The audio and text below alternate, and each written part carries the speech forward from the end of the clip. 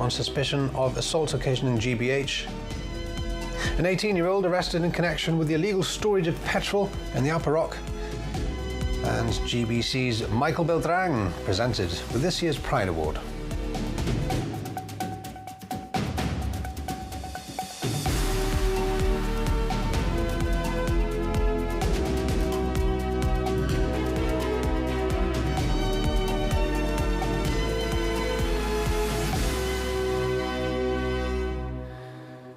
Good evening, thanks for joining us. Spain has officially removed Gibraltar from its list of non-cooperative tax jurisdictions after 35 years. The Spanish government says the change reflects international standards on tax transparency. The order is now in effect with transitional arrangements applying to existing tax periods. The chief minister says after the tax treaty, all the excuses Spain used to keep Gibraltar on the list completely fell away. Fabian Picardo said this was a moment to celebrate the undoing of a historic wrong. Cristina Cortés spoke to him. This is a huge moment of recognition by our usual antagonist, Spain, as it has been until now, that Gibraltar is a cooperative tax jurisdiction, because being on the blacklist is that you are an uncooperative tax jurisdiction. So now that we're not on the blacklist, we are finally recognized, as we should have been throughout, as a cooperative tax jurisdiction. This will have importance for the purposes of objective assessments of Gibraltar by the FATF, by the OECD, etc. It's one of the issues, of course, that is recited in the context of the treaty as well, that Gibraltar signs up to all those international standards. So I think it's a magnificent moment of recognition at last of the great unfairness that has been perpetrated in respect of Gibraltar for the past 3.5 decades. What practical effect will this have on people's lives? So there's different levels of practical effect. For example, people who might live in Gibraltar and have property in Spain, they will no longer be presumed to be acting in a way that is contrary to Hacienda's interests. Hacienda will have to prove that now for the purposes of particular charges and penalties. For people who might work in Gibraltar but live in Spain, if they earn less than 60,000 euros, they won't have to do double taxation. They'll only pay tax in Gibraltar. They won't have to do an additional payment in Spain. For those who are trying to do business with Spain, or whether they're doing personal payments into Spain for the payment of a thing in a shop or whatever, the banks will now be able to deal with Gibraltar banks in a different way without the controls there were before, because we were a blacklisted jurisdiction. So for all levels of business, of work, and for personal business, this will mean that things will be easier. What guarantee is there that Gibraltar will remain off the blacklist if there's a change of government in Spain? Well, look, if we were put back on the blacklist, we will not be supporting staying in the tax information exchange agreement, unless, of course, Gibraltar has failed under the tax information exchange agreement.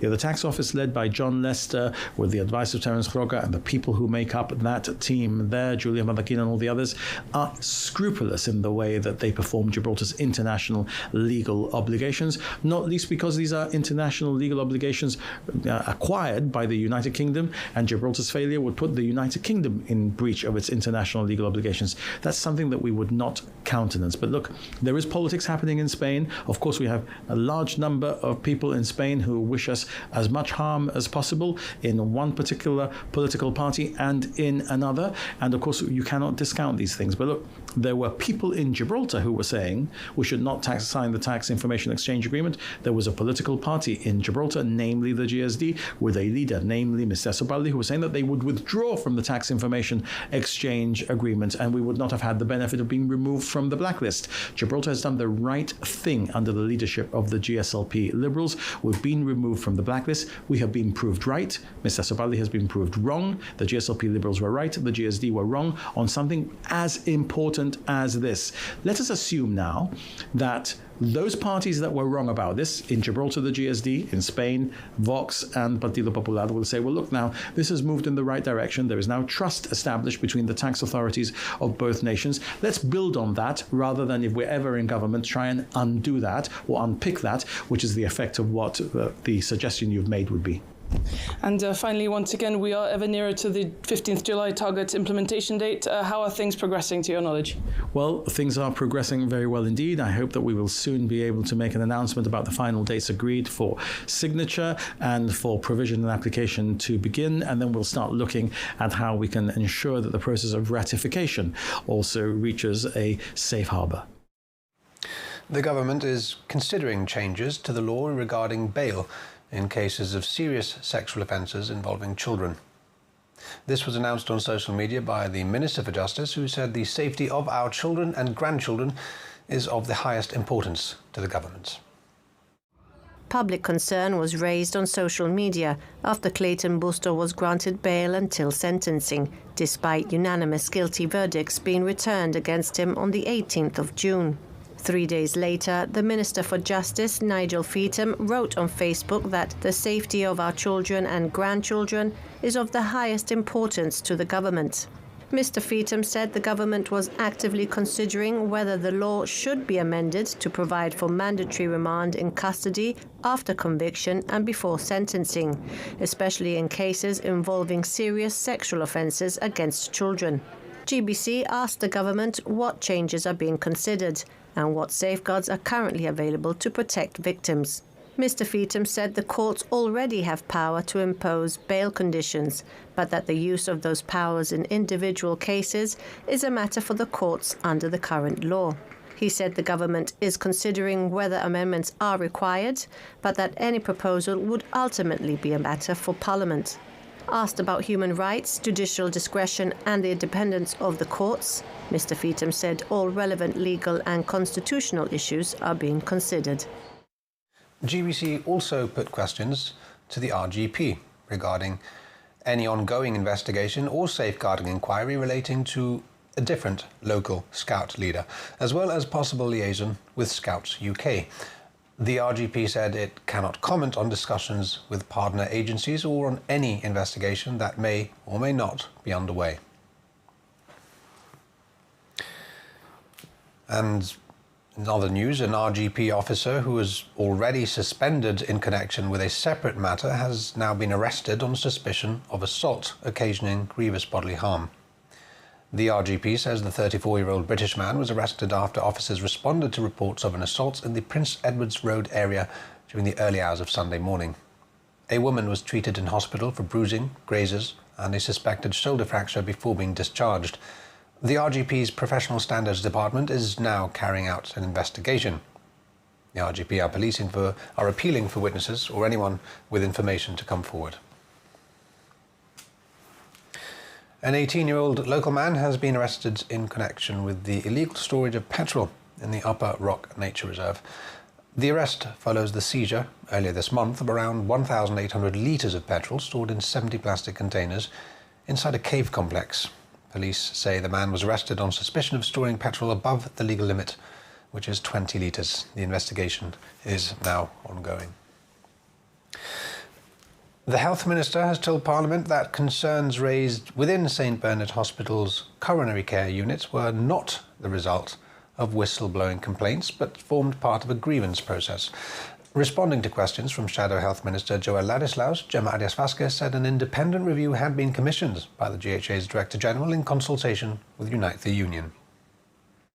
Ms. Arias-Vásquez said the report will not be published because of confidentiality agreements protecting staff who took part. The minister said the review made 17 recommendations, with significant progress already made towards implementing most of them.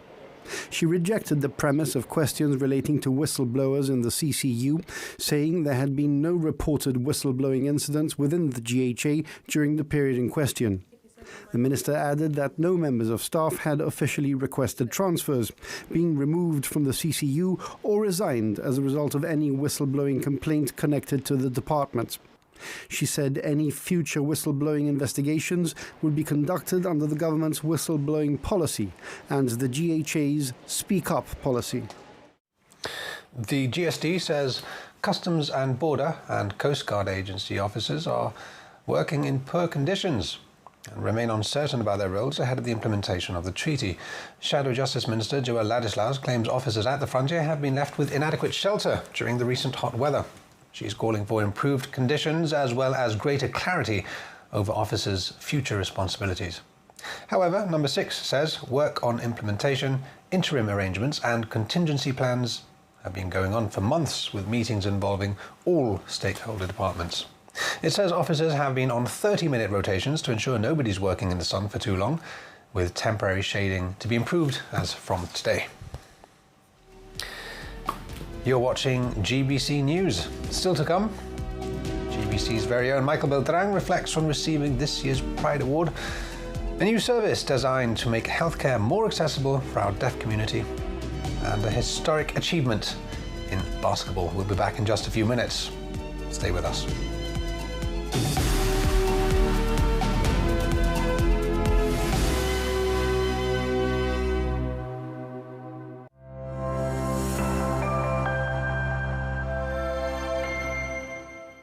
The moments that matter don't wait for Wi-Fi. From sharing big news instantly to streaming your favourite shows on the go, your connection should always be there. That's why we've made our pay monthly plans bigger, giving you more data at the same price, so nothing gets in the way of staying close to what matters most. Visit jibtele.com or call 200 52200 to sign up. Looking for insurance that covers every part of your life? From your car, home and motorbike to your health, pets, boat and travel, we've got it all covered. We make insurance simple, clear and tailored to you. Visit us at 68 Irish Town, Monday to Friday 9 to 5:30 or Saturdays 10 till 2. Call 200 44628 or email gibraltar@ibexinsure.com. Ibex Insurance, making life easier. Monique's at Queensway Quay is the perfect place to relax and enjoy great food. Welcome to SEPSA Gibraltar, your one-stop station for every journey. Refuel fast, recharge your EV and drive cleaner with our AdBlue service. Step inside Carrefour Express for fresh food, drinks and daily essentials. From road trips to quick stops, we've got everything you need, all in one place. SEPSA Gibraltar, powering your drive every day. Our world runs on momentum. From the first light over the rock to the plans we make for the days ahead, each moment carries us forward. For 150 years, Capura Insurance has moved with that energy. Rooted in Gibraltar, reaching the wider world, built on the past, and looking to the future, wherever momentum takes you next. Capura Insurance will be by your side, every step of the way. The powder room.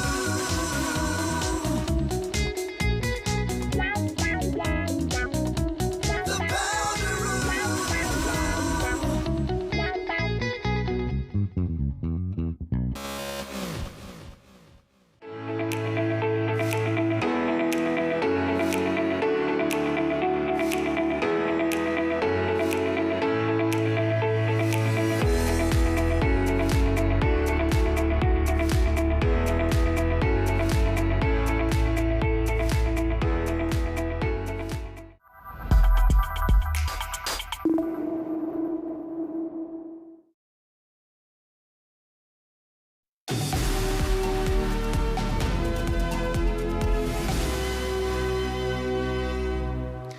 Welcome back. This year's Pride Award has gone to GBC's very own Michael Beltrán. He received the award at Saturday's Gibraltar Pride events in Casemate. Speaking to Kellyanne Borge on Gibraltar Today, Michael said he never imagined he was in the running and was completely taken by surprise when his name was announced. It's too much, man. I kept saying this to people all day because they were congratulating me and I thought, I haven't done anything. And they're like, no, but you have. And, it took me a while to really think about that a lot. And it's not something that I've ever really done consciously, I suppose. I've just been me. I've just, put my head down and got on with it. And I've never made my sexuality a part of my everyday life. Like, of course, I am who I am, but I don't really talk about it all the time because you just are. We have these great discussions at work. I mentioned this in the speech on Saturday as well, with all of our work colleagues, with my friends, with my family members. We have conversations about LGBTQ issues, so that's always really, really lovely. And I guess just, the visibility part is really sweet. It's something that I never really thought of. I didn't think that anyone would be watching me and thinking, how great is that to see an openly gay man, in broadcasting and highlighting certain things, Are you hopeful for the future of younger generations in Gibraltar? I think so, yeah. That's another thing I've learnt as well about hanging out with the younger generation at these events at Pride and all the other LGBTQ events that they hold during the year, monthly, is that you connect with these younger people who are so visible in a way that I never was, and other people growing up my age weren't either. I talked about this on the speech on Saturday about how I never felt unwelcome in Gibraltar, but there was never a place to go. We would go, to different bars and clubs or whatever, and you always felt welcome. You never felt like you were going to be judged. But in the back of your mind, you're thinking, I can't really, really be myself.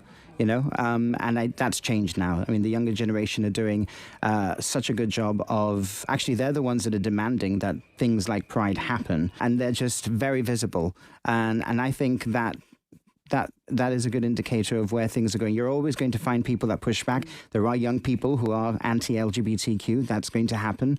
But it's all about changing minds and telling them, look, it's not something to be afraid of. It's not something that you have to try and deconstruct. Just understand what a person's lived experience is, I think. What would you like to say to someone young listening to this today? Nowadays, I can only imagine with social media being ever present in your life and being bombarded with all sorts of negative comments and messages, you just got to put that to one side.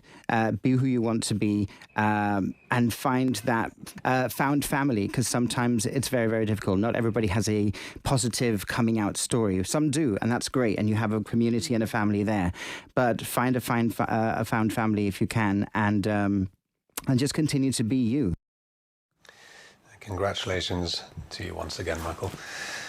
In other news, a British Sign Language interpretation service aims at improving communication for deaf patients across GHA facilities. The new Convo BSL system uses QR codes to provide near-instant access to qualified interpreters, offering high-quality video and 24/7 availability, eliminating the need to book interpretation services in advance. The service will also be introduced in GHA ambulances, allowing paramedics to connect with BSL interpreters immediately during emergency call-outs, helping ensure clear communication from the first point of contact. GHA Director General Dr. Paul Rossio described the initiative as a significant step forward in supporting deaf patients, saying it would improve accessibility while enhancing clinical safety. Health Minister Gemma Arias-Vasquez said the rollout would greatly improve communication accessibility for deaf patients in Gibraltar. She said the service had been introduced through a collaborative effort between the GHA Neurodevelopment and Disability Support Office and the government's Supported Needs and Disability Office. She added the initiative reflects the government's commitment to improving accessibility, reducing communication barriers and ensuring all patients receive dignified and inclusive care. The National Archives is calling on members of the public to help shape a new exhibition marking 80 years of Gibraltar's listing as a non-self-governing territory at the UN. The exhibition, titled Gibraltar at the United Nations 1946 to 2026, will open at the Fine Arts Gallery from the 14th of September. The Archives is asking people to come forward with photographs, documents, letters, newspaper cuttings, campaign material and personal memories linked to Gibraltar's journey at the UN. Deputy Chief Minister Joseph Garcia says the exhibition is not just about official records, but the lived experiences of Gibraltarians, whose stories form part of the ROC's 80-year relationship with the United Nations. One he described as a story of resilience, determination and democratic expression. Submissions close on Friday the 17th of July. For more information, contact the National Archives. Over £7,000 has been raised so far by the 7 kilometres 70 days challenge for Calpe House. The last run on Sunday was attended by runners young and old, as well as the chair of the Calpe House Trust, Albert Boyo. 70 days of running or walking 7 kilometres daily for Galbehaus has come to an end, with around 60 people coming together for the final run. Organised by Kyle Vanda and Nicolas Bassano, the challenge has seen an outpouring of support from family, friends and many who have first-hand experience of staying at Gibraltar's home from home. Chair of Galbehaus Trust, Albert Boggio, and Sergio Bossano, who was Chief Minister at the time Galbehaus was established, thanked everyone for their support, distributing specially minted coins to the organisers and those who've taken part. Since we've opened a new building, we have had 19,000 patients and escorts. Some of them are repeat patients. But that gives you an idea. If the population of Gibraltar is 33,000, it means that everybody has been affected with Galbehaus. So we are extremely grateful for people who take their time, devote their time to raise money for us. Going to London because we cannot provide the necessary medication or treatment or skills here is always a trauma, because you are taken away from your background and your family. So, in a way, it's a little piece of Gibraltar in the middle of London, so that when you come out of the hospital, you are back at home just like you do when you come out of St. Bernard's here.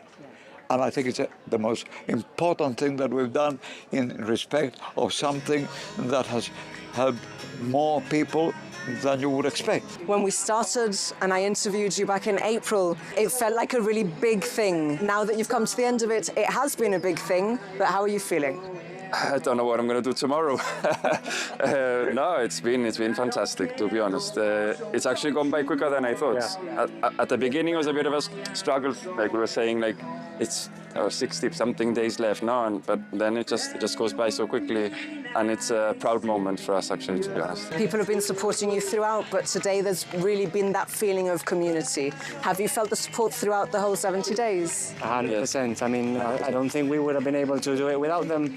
And it's been a mix of emotions today, to be honest. As Nicolas says, I don't know what we're going to do tomorrow, but it's sad in a way that it's over. And fundraising-wise, when we first spoke, we were talking about maybe about £4,000. I checked this morning, well over 6,000. Do you think we'll hit 7,000?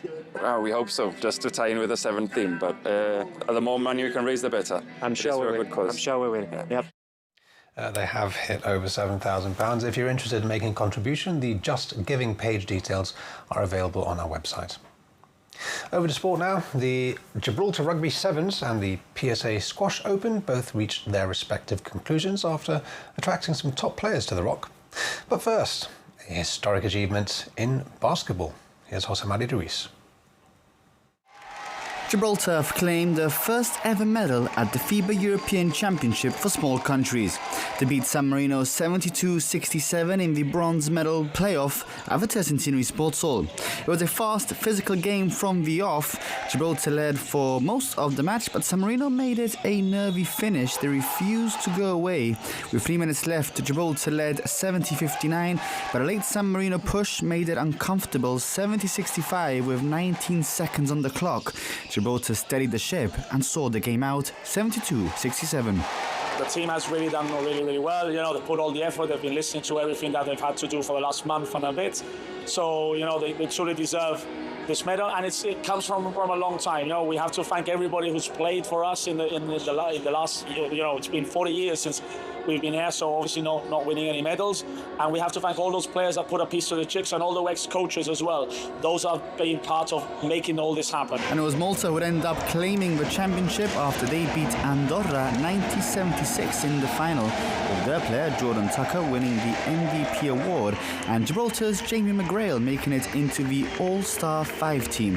And whilst the basketball was happening, two of the biggest events in the local sports calendar were also reaching their conclusions. The Gibraltar Sevens brought some of the finest club rugby talent to the Rock. In the Men's Open, Campion Sevens were the standout side, beating the Ibex Macaques 31-5, while Sefton won the Women's Open and Rotorblades took the Men's Bowl. And in the top division, the men's elite, the Mavericks, claimed top honours. Over on the squash courts, the PSA Gibraltar Open wrapped up with both top seeds delivering. In the men's final, Welsh player Rhys Evans beat Englishman Dylan Roberts to take the title. In the women's final, Italy's Cristina Tartarone defeated England's Emily Haworth to complete a clean sweep for the number 1 seeds. And that's all from the news team. Don't forget, you can always catch up on our website. We leave you tonight with pictures from the 5th Gibraltar Pride celebrations at the weekend. You can see more in a special 30-minute review programme on GBC TV tomorrow night. For now, have a good evening and good night. Happy Pride! I think it's very important to celebrate an event like Pride, as you've got a lot of young queer people, a lot of people that don't feel accepted in their homes. Happy Pride! I think it's important because there are still a lot of young people who are scared of maybe coming out. I'm here with my son, my daughter, my husband. Everybody's different, and we have to embrace that, and we have to respect that. I've never won anything like this, so this is ridiculous. Happy Pride! Pride is a protest and we need it. I'm so old. I've seen so much discrimination over the years, and now that discrimination has disappeared. So it's really important we have this. Happy Pride! As part of the LGBTQ plus committee, I'm really hoping that people know that we're here for them, that we're here building a more inclusive Gibraltar, and we're always going to be here. As long as they need us, we will help them.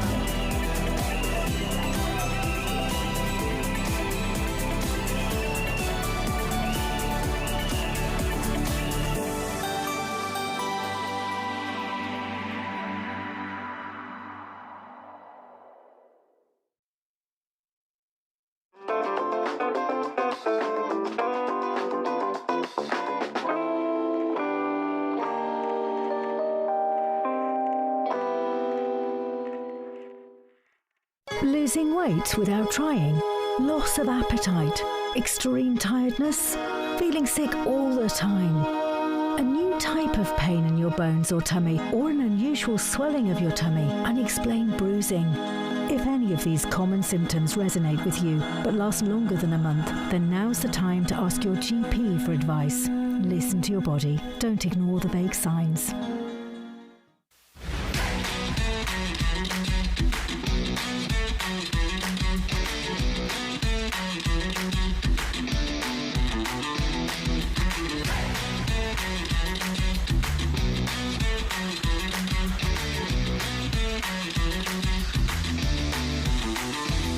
Providing the friendliest service in Gibraltar for over 25 years. Music Corner, your home for Apple products and tech. Thank you for choosing us, supporting us, and allowing us to be part of your healthcare journey. Trafalgar Pharmacy, getting the best from your medicine.